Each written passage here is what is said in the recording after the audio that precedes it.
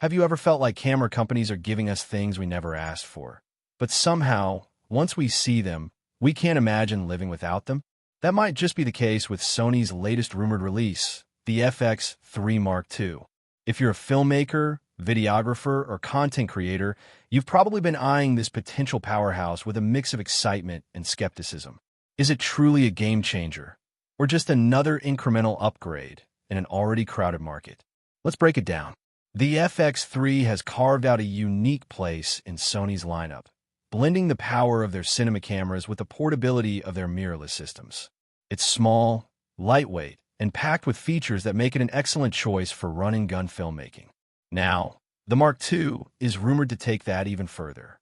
But the real question is, how? One of the biggest rumored upgrades is the inclusion of a global shutter. If you've ever filmed fast-moving subjects or whip-panned your camera, you've probably encountered the dreaded rolling shutter effect. Those weird distortions that make straight lines look like they're bending in unnatural ways. A global shutter eliminates this entirely by capturing the whole frame at once, rather than scanning line by line. This means buttery smooth motion capture, perfect for action shots, sports, and high-energy cinematography. If true, this could be one of the most significant updates to Sony's camera lineup in years. Beyond the shutter, another rumored feature is a boost to hybrid functionality. If you've ever been torn between carrying a dedicated cinema camera and a high-end stills camera, Sony might have your answer. Imagine seamlessly switching between high-quality video and still photography without losing quality or workflow efficiency. This could be huge for solo creators, documentarians, and wedding videographers who need to move quickly between different shooting styles. Speaking of movement, let's talk about slow motion. Reports suggest that the FX3 Mark II could support 4K at an astonishing 180 frames per second. That's the kind of ultra-smooth, hyper-detailed slow motion usually reserved for much more expensive cinema rigs. Think about the creative possibilities. Water splashes frozen in time, dancers captured in crisp, fluid motion, or intense sports moments replayed with absolute clarity. If this feature makes it into the final product, it could set a new standard for cameras in this class. Of course, all of this power means nothing if the camera isn't practical. One of the hallmarks of the FX3 series has been its portability, and it looks like Sony wants to keep that tradition alive. Rumors suggest that the Mark II might maintain its compact form factor while adding an optional electronic viewfinder. This would be a welcome addition for outdoor shooters who struggle with bright sunlight washing out their LCD screens.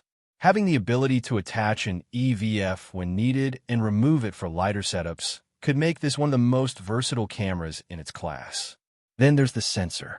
Whispers in the industry point to the inclusion of the Sony IMX811 AQR sensor, boasting a resolution of 24.47 million effective pixels. That's not just a numbers game. It means richer colors, finer details, and better low-light performance.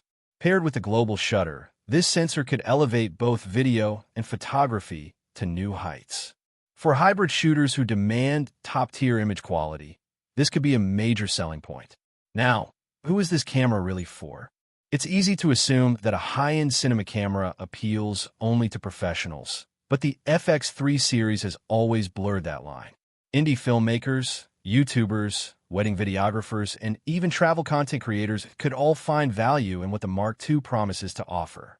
Its rumored high-speed shooting capabilities and global shutter make it perfect for action and sports, while its hybrid functionality makes it a compelling all-in-one solution for anyone who dabbles in both video and photography.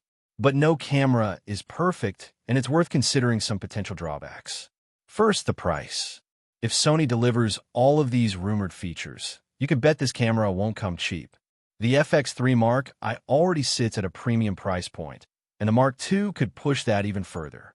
For hobbyists or those just starting out, this might be overkill.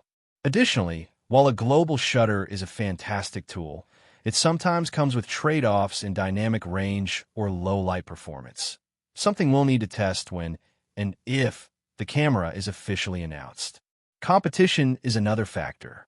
Cameras like the Canon C70 and the Blackmagic Pocket 6K Pro already deliver cinema-grade performance at competitive prices.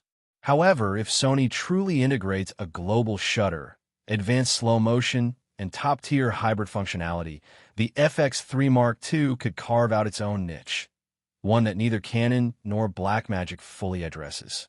So, when can we expect this camera to hit the market?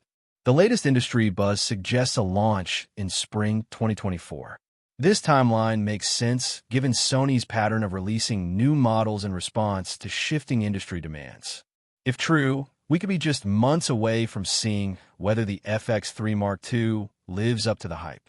In the end, the FX3 Mark II isn't necessarily the camera we asked for, but it might just be the one we need. With cutting-edge technology, improved workflow flexibility, and features that push the boundaries of hybrid filmmaking, this could be a game-changer for a wide range of creators. But, as always, the real test will come when we get our hands on it. With that said, thanks for watching, and until next time.